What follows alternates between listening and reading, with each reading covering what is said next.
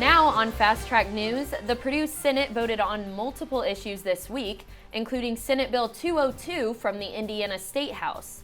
We interviewed author of the bill, State House Senator and former Purdue Administrator Spencer Deary, to see what he had to say on the subject. Plus, the largest Greek Life philanthropy event on campus takes place tonight. We'll let you know all the details surrounding this great cause. Plus, multiple campus buildings are undergoing renovations and even some closings. The latest on these developments? All your campus news, weather, and sports is straight ahead. Fast Track is back. Happy Friday, Boilermakers. I'm Alex Kuban. And I'm Ellie Akra. It's Friday, February 23rd, and here's a look at your campus news for the week. First, the University Senate voted this week on a resolution opposing an educational bill authored by a former Purdue administrator. Senate Bill 202 in the Indiana State House deals with tenure policies and, according to State Senator Spencer Deary, providing a more inclusive campus for conservative students. The Purdue Senate was overwhelmingly against the bill, and several faculty members voiced their opinions. Jasmine Studebaker kicks off our team coverage and recaps what happened earlier this week. Purdue Senate met at 2:30 p.m. on Monday, February 19th over Zoom, where discussions over Senate Bill 202 took place for more than 30 minutes of the meeting.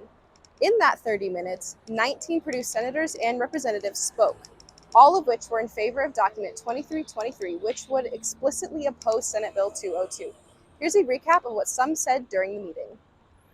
I have never been contacted by so many colleagues on any issue that I've ever reached out about. And because of our unique interdisciplinary focus, that means that I was contacted by colleagues in arts, social sciences, and humanities. In other words, across the College of Liberal Arts. In my view, the state of Indiana has an excellent system of public higher education. Let's not turn Indiana into Florida. There's a clear lack of compelling evidence, or at least none is provided in the bill, to support the assertion that at the very least Purdue University faces a significant challenge regarding intellectual diversity. So first, we're ranked well above average in the Foundation for Individual Rights in Education's ranking of universities based on free speech. I think it will have a tremendous impact on our students as well with respect to shortchanging their education while they're here at Purdue University. In such a crisis, it becomes the obligation of the university as an institution to oppose such measures and actively to defend its interests and its values. Like, at the end of the day, I think that conversations about intellectual diversity are best had at the disciplinary level, and not as a tool for the state legislature to weaponize against faculty as it sees fit. This state bill explicitly targets Purdue and our fellow universities across the state, and it demands a firm and public response from our leadership. Our perspective is this is a problem that does not exist. SB 202 creates a problem that does not exist. At several points in the meeting, Senate Chair Brian Leung remarked that the temperature of the room was clear. As chair, he remained neutral throughout the discussion, but released a statement prior to the meeting in regard to SB 202 that read, "Decent, well-intentioned people can propose misguided and poorly grounded law." Secretary Powell announced the results on the vote after discussion had ended. The vote is 81 in favor, 5 in opposition. There were 4 formal abstentions. Therefore, Senate Document 23-23 is adopted. Reporting for Fast Track News, I'm Jasmine Studebaker. We wanted to find out more about the bill and the purpose behind it. Continuing our coverage, reporter Samuel Roos spoke to the bill's author, State Senator Spencer Deary. According to Spencer Deary, the author of Indiana Senate Bill 202, the legislation is meant to shield professors against retaliations from their universities based on their outside political involvement, their research content, or speaking out against their universities. But it also mandates that faculty give an account of their activities every 5 years. So what it means for students is it means a guarantee that your professors are focused on being successful in the classroom, that just because they have tenure, they aren't putting teaching on the back burner. He says that a recent trend in college students was his inspiration for authoring the bill. He cites an overall national decline in the popularity of university among Republicans. In response to the bill's language, there have been many concerns that educators would be restricted in what topics they are allowed to teach, but Deary promises that faculty will still maintain that freedom. He also pointed out other ways that he believes the bill has been distorted. Well, the biggest one is the lack of recognition that this is is codifying into law tenure protections. The second is the idea that it's going to mandate, say that in a biology class you also have to teach creationism or something like that. That's all just made up. Deary also responded to the Purdue Senate voting 81-5 on Monday in favor of condemning his bill. Well, the University Senate I've worked with for a number of years in my private life before I was senator. And you look at the issues over the last couple of years, they questioned the tuition freezes. They even opposed bringing the Chick-fil-A onto campus. So their track record of deciding what's a crisis and what's not is frankly not that accurate. Despite the overwhelming opposition from the University Senate, the official university statement remains neutral, stating, "As we listen carefully to all the input from students, faculty, staff, and alumni, we will optimize across various channels to communicate effectively with the Indiana General Assembly." I'm a diehard Boilermaker, really designed this with intent to help make sure that every student at Purdue has the best education they can receive by being challenged, being exposed, and also feeling like they belong. And I believe we're heading that direction. Reporting for Fast Track News, I'm Samuel Roos. Ellie, these last few days sure have been nice out there. They have, and I hope they're here to stay, but will they? Meteorologist Lily Tordell is here with a first look at the forecast. Welcome back, Boilermakers. We are at a high of 46 today with a low of 23 for your Friday, so it is a bit chilly out there, but don't worry about that. We do warm up for next week, but we do have some breezy winds, 9 to 13 miles per hour with gusts of up to 18, so just be aware of that as you step outside today, that it will be just a little breezy out there. Again, we reached that high of 46 mid-afternoon today before cooling down pretty drastically to that low of 30 and low of 23 overnight. So early morning, if you're out tomorrow, it will be pretty darn chilly for you. Here's a look now at our weekend outlook. Again, 46 today, 23, partly cloudy, but those clouds do clear out for some sunshine, but we do have lower temperatures on Saturday with that high of 32. But again, we increase back up with a high of 55 on Sunday. So we are seeing, again, overnights, just be aware that it will be a bit chilly, especially with that breeze, but really get out there and enjoy that sunshine this weekend. Purdue Students for Justice in Palestine hosted a vigil Tuesday night. Students met at 7 p.m. to line Purdue's Memorial Mall with flags. People walking by joined in, took pictures, or even fixed flags that had fallen. Members of the club shared stories of loved ones in Palestine. The white flags represent and honor and mourn the lives of 14,200 Palestinian children who have died in Gaza. Flags will be up for a week. The next event held by Purdue SJP is a rally today at 5:30 p.m. at the Engineering Fountain. The rally is followed by Plants for Palestine at 6:30 p.m. in Beering. You can find more information at SJP Purdue on Instagram. Purdue's largest Greek life philanthropy event takes place tonight. The ladies of Zeta Tau Alpha will present their annual talent show, Big Man on Campus, in support of breast cancer awareness, education, and research. This year's theme is Barbie, with the catchphrase, "Think like Barbie, think pink." The show will feature a range of talent acts by fraternities and cooperative houses on campus, including singing, dancing, and acting, as well as the reveal of ZTA's fundraising total for the year. Last year, the sorority raised over $144,000 for the battle against breast cancer.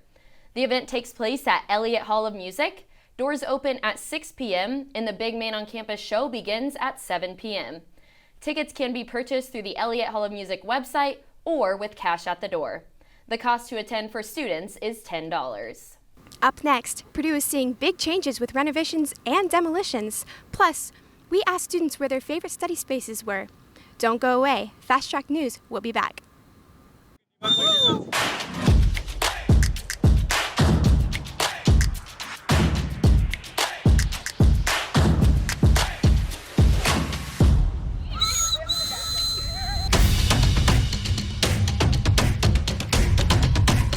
We are energetic, we are motivating, and we are unique.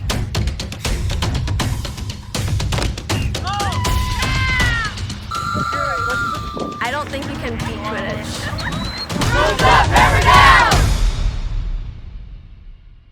Purdue University is saying goodbye to one of its oldest buildings this year. Reporter Jillian Huckleberry has the story. I'm outside Heavlin Hall, which is currently home to Purdue's English department and writing labs. However, this spring is the hall's last semester in operation before its demolition is set to begin in December of 2024. This isn't the hall's first run with demolition, though. The first building, erected in 1894, suffered a boiler explosion in the basement just 4 days after its opening. The explosion caused a fire that destroyed the building, leaving only its bell tower. The next day, President at the time, James H. Smart, declared a statement that would make way for an iconic Boilermaker quote, saying, "That tower shall go 1 brick higher." And it did. In 1895, the new building was reopened with a new clock tower that stood 9 bricks higher. Weather and age took its toll on the building, and in 1956, the front section and bell tower were removed to make way for what we now know as Heavlin Hall. Heavlin Hall's demolition was first announced in the 2018 Giant Leaps Master Plan and again at a Board of Trustees meeting in October 2022. The plan also included the renovation of both University Hall and Stanley Coulter Hall. With those renovations well underway, it seems it truly is time for this historical building.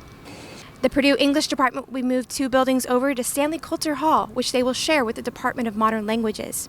When asked about the relocation, head of the English department, Dr. Alfred Lopez, said this: "We absolutely look forward to the move, which will put us in newly remodeled, refurbished spaces vastly superior to what we currently occupy. Personally, I can't wait."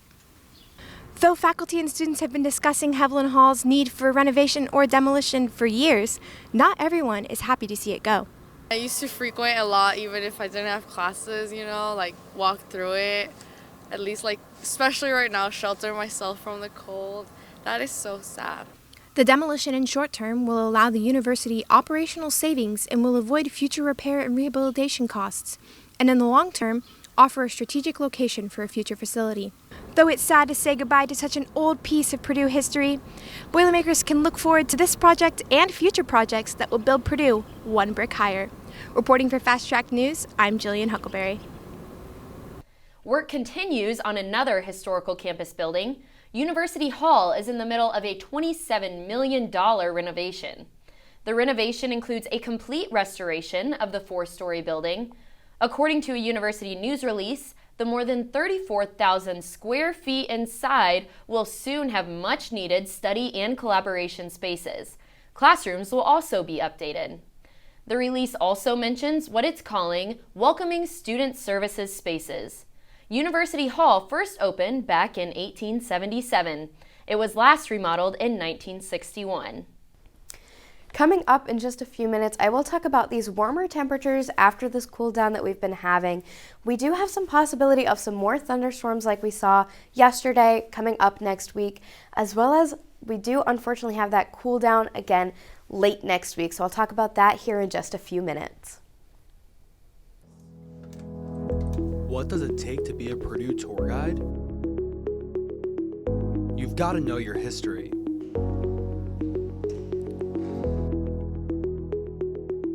You have to know your facts.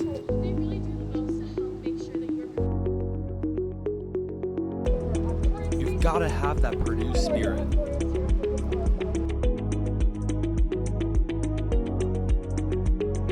And you have to walk backwards. Hi there, my name is Vikram Jaithlak and I'm the founder and president of the Purdue chapter of the University Blood Initiative. Over the past 2 years, we've been able to collect over 300 pints of blood to be donated to local hospitals, and you can be the next one to help out. I donate my blood at the University Blood Initiative. Hi, I just donated blood through the University Blood Initiative. Hi, I just donated blood through the University Blood Initiative at Purdue. Right, I donated my blood through the University Blood Initiative at Purdue. And I donated my blood at University Blood Initiative at Purdue.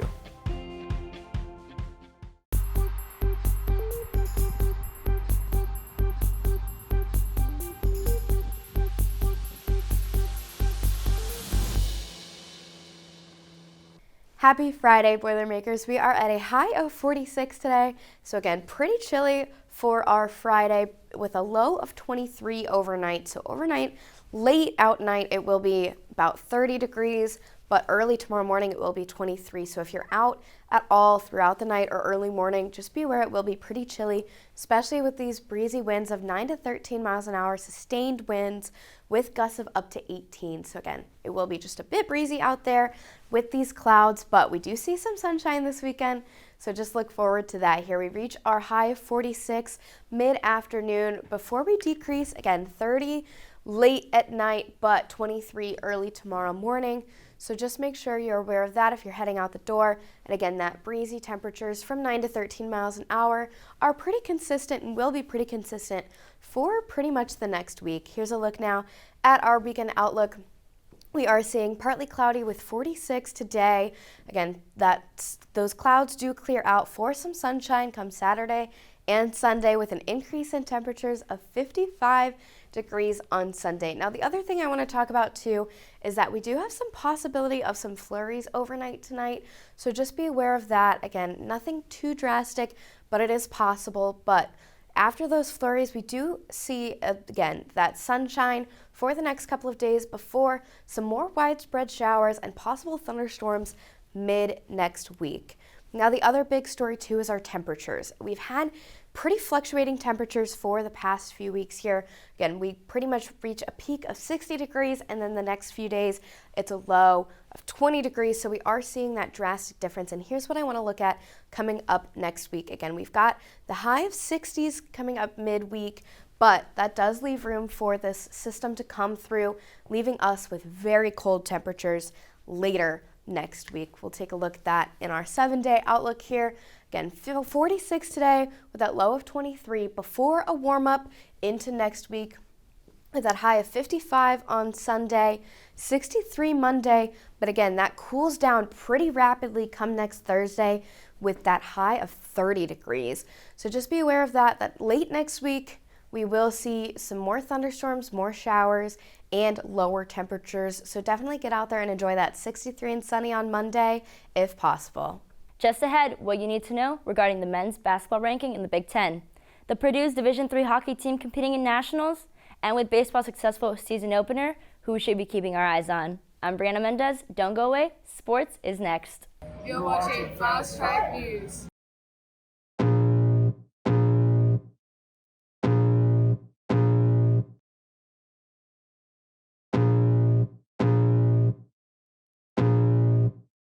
Feel the blood creeping up from the heathens. Got will, got fight, got pride, got reason. If they wanna go eat, then you know I'm gonna feed them. If you're coming for me, hope you're ready for a demon. I got drive, got sight, always have a vision. I don't lie at night, I be in my feelings. I'ma be fine, need time, and I'll soon be winning. I can feel the blood creeping up from the heathens. Got will, got... Purdue men's basketball fell short on Sunday versus the Ohio State Buckeyes, 73-69.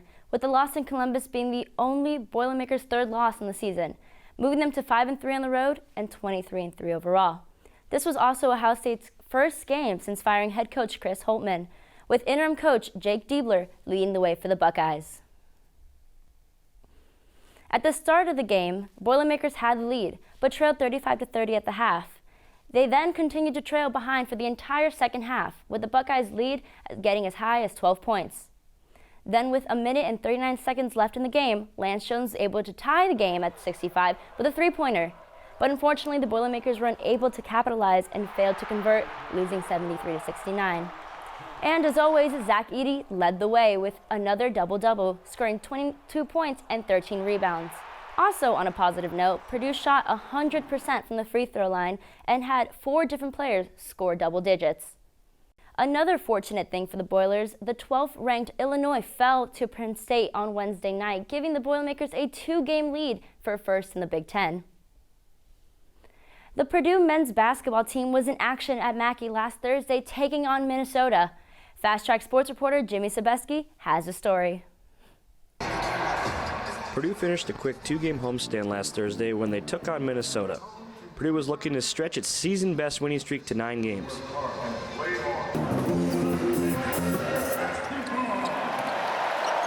The Boilermakers got off to a hot start with 5 points each from Zach Edey and Trey Kaufman-Renn.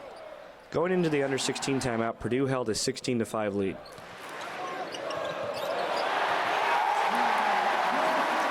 Unfortunately for Purdue, the hot start wouldn't last long as Minnesota's hot three-point shooting gave them a 43-35 lead at halftime.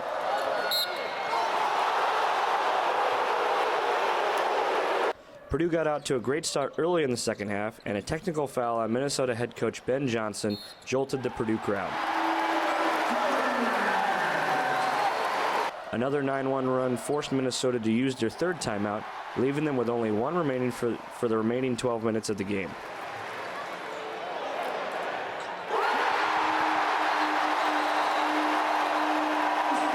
The Boilermakers' good defense and improved free throw shooting allowed Purdue to hang on for an 84-76 win.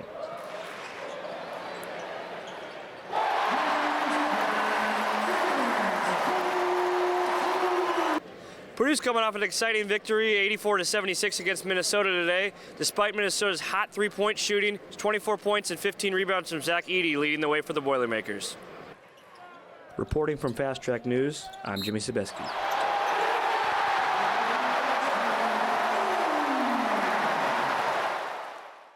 The women's basketball team took the court this past Wednesday against Michigan State, where they unfortunately fell short after rallying in the second half from a 19-point deficit to a final score of 68-59 Michigan State. Although they didn't take the win, there were many positives from the Boilers, with freshman Sophie Swanson having a career night, scoring 19 points with 5 triples and 2 assists, all within 24 minutes of gameplay. But Swanson wasn't the only playmaker in the night, as Abby Ellis scored a game high of 22 points. And even with the loss, the Boilers are looking ahead to next Wednesday, the last home game of the season. Women's basketball faced off against Nebraska Cornhuskers. Unfortunately, they failed to secure their victory. As the Boilermakers fought hard against Nebraska, with both Abby Ellis and Mary Ashley Stevenson knocking down 16 points and 4 rebounds each. Devastatingly, that was not enough for Purdue to keep that 10-point lead in the first quarter. Although Purdue led in steals and had less turnovers, the Cornhuskers were consistent with rebounds, which ultimately secured them the opportunities needed to make baskets and Nebraska's Alexis Markovsky to a double-double. However, in the fourth quarter, Markovsky was ejected from the game when she received a technical for pumping her fist in the air after scoring, which connected with the Purdue player, putting her in the locker room for the last 2 minutes of the game. And in other events, number 10, Janae Terry was able to move up to third in program history with a game high of 11 assists, passing Katie Douglas with a career of 528 as a Boilermaker. Although they put up a fight, Purdue failed to bridge the gap with a final score of 65-77 in Nebraska. This past weekend, the Boiler hockey team won their third Crossroad Cup championship as they skated their way through the playoffs to the final matchup versus Miami, Ohio, where they had an impressive 3-1 victory, with a big kudos to winger Dylan Franks for scoring 2 shorthanded goals in the first period. From this victory, the Boilers have earned their spot into the ACHA National Championships, where it will be their second straight year playing in team history. The games will be held in St. Louis this year from March 7th to the 12th. We wish them luck as they play in the championships. Yeehaw! For the 5th year in a row, your Purdue baseball team had their season opener in Sugar Land, Texas, where they won 3 of the 4 games against Stony Brook University, with one particular player making their mark in the series. Redshirted freshman Luke Gaffney had his collegiate debut as the Boilers' first baseman. He also took this opportunity to showcase his swing, finishing the series with 5 RBIs and 7 runs scored. But it was Saturday's doubleheader where cleanup batter Gaffney barreled up for 5 impressive doubles among his 7 hits. This streak not only helped the Boilermakers win 3 of their games, it also earned Gaffney the honor of Big Ten Freshman of the Week, which hasn't been accomplished since Skylar Hunter in March 2017. Ahead, the Boilers are back in action today for a 4-game series versus George Mason in Holly Springs, North Carolina. First pitch is set for 3 p.m. And that's a wrap for sports, but stay tuned. Fast Track will be right back after this quick timeout.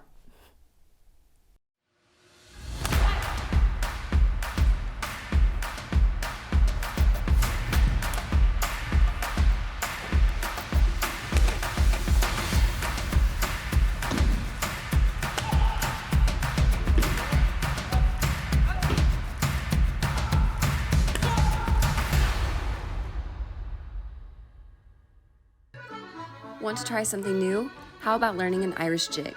Come leap into the semester with the Irish Dance Club. No experience is necessary, so come to a meeting at the Stewart Center from 7:30 to 8:30 p.m. Mondays and Wednesdays. See you there.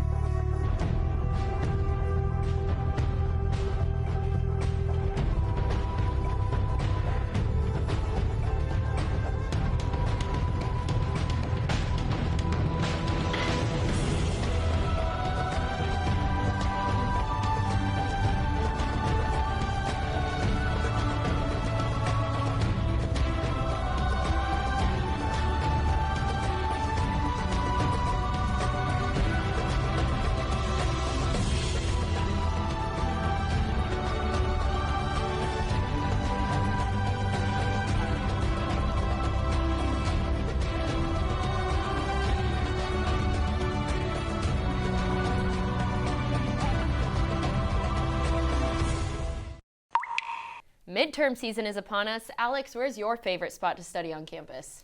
I feel like they're all kind of the same to me, but I'm going to go with Hicks. What about you? I like to go to Grey House Coffee Shop with a vanilla latte. But our question of the week might reveal a clear consensus among students of where to study. Reporter Yumi Colombo asked students where they believe is the best place to study on campus. Hey guys, so we're going around asking people where the best place to study is. So where's the best place to study? I usually just like study in my room. Cheney's the best place. I would say Walk. Walk is definitely the best. I think Cheney, just because of the whiteboards. And there's like a lot of space. And I usually find a seat there, so. I feel like Walk is normally the best place to study, but it's also the busiest place to study. So if you find a spot, then you're set. But other than that, you got to find somewhere else. Easily the second story Walk Library place. I love that place, especially like when it's snowy. It's awesome. Clear out the windows and stuff. It's great. I like to go to Vienna, the coffee shop. I personally think the Walk is the best place to study because there's so many different rooms and it's all light in there, and I really like it. Awesome, thank you so much. Well, after that thunderstorm, rainy day we saw yesterday, we do still have some clouds lingering, but they do move out of our area for a sunny weekend and sunny start to our next week before we get back into those showers and thunderstorms later in the week. But again, we do want to look at those temperatures because we do see we've got that low of 27 and 23 for the next couple of days before we reach up to our highs of 63 and 69 on Tuesday. Before the temperatures decrease again, we see that drop coming on Wednesday with that high of 59 but low of 25. So again, next Wednesday is when we start to see that shift again towards cooler temperatures, but really get out there and enjoy that sunshine before the rain comes back. Follow us on Instagram at Purdue Fast Track News to stay updated on coverage, sports, and behind-the-scenes content. Head over to check out clips from recent interviews and other fun content we made throughout the week. If you have anything newsworthy, fun, or exciting you want to share, send it to us on Instagram. Have a great weekend, Boilermakers. And with that, this is Fast Track News. We'll be back next week with more Purdue news, weather, and sports. Thanks for watching, and have a great weekend, Boilers.